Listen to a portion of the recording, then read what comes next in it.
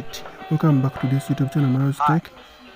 In this video, I'm going to show you guys how you can go to the comment section and then you comment your voice by just not typing, but I mean by talking in the comment section.